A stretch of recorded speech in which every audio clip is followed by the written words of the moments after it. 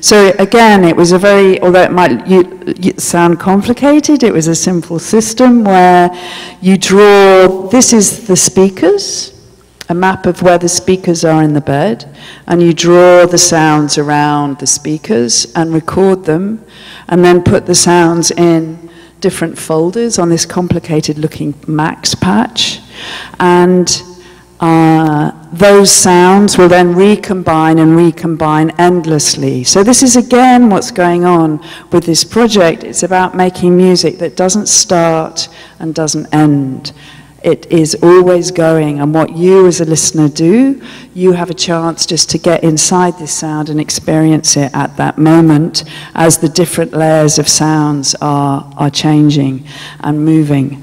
And the aim with this project, and it's kind of happening, is that, well, where are these beds right now and what should they be doing? I can only stand here and convince you of the fact that I think that these beds should just be around and available for people to get into, a little bit like you put 50p, you know, you go into Hackney and there's the bed shop, and you can just go in and you book a session and you can just lie in it for half an hour or whatever. And maybe the music has been made by a bunch of kids down the street, or an old people's group where they make music from their own songs. There are many different kinds of musics that are being made, and then the different materials that can be used to make the beds. I want to very quickly, this was a sonic bench that was made.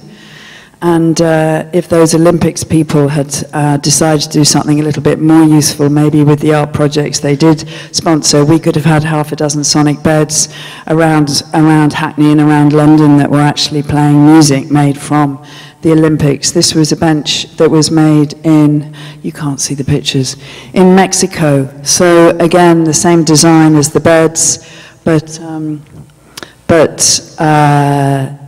for sitting and for outdoors. Sharks, that's, we haven't quite got time for sharks, but this, you can't see the image.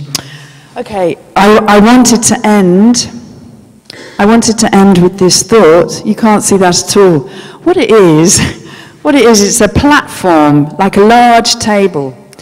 A sonic bed is relatively complicated and expensive to make, because you need a decent sound system. However, my latest version of the sonic bed and the all-body listening experience is to actually involve the space as well. So there will be 4 speakers in the ceiling and 4 speakers in the floor, and you, the listener, can lie on a platform in the middle of the space. And what is the platform doing? The platform is vibrating. And as the music plays, and you lie on the platform, you have the sense of planing and flying through the space. As the music moves all around you, and again, the bass vibrations, when they come underneath you, they take you off into these planes and shapes and movements. And again, children and old people are really enjoying this kind of experience. And I only say children and old people because that's a kind of range of kind of humans. So this is what I call a sonic platform.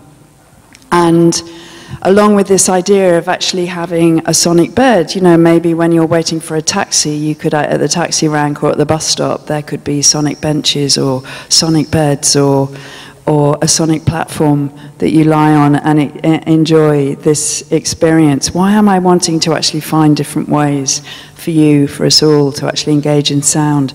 I think it's something to do with the fact that actually if you just start to live life through your ears and your body and your listening sensations, then the whole thing becomes quite different. Okay, I think I'll stop. Thanks.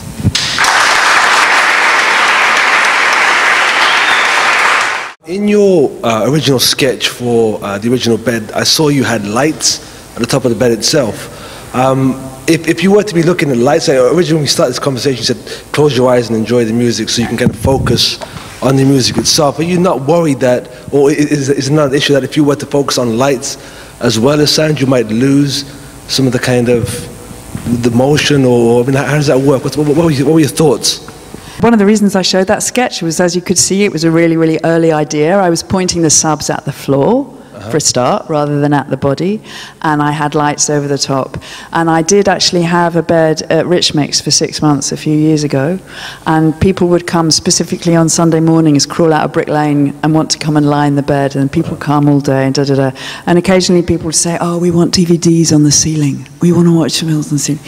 And I go, no, no, no, that is not the point. The point is actually when we use our eyes, as we all know, we don't listen in the same way. I know I cannot engage in sound in the same way if I have my eyes open, if my eyes are working.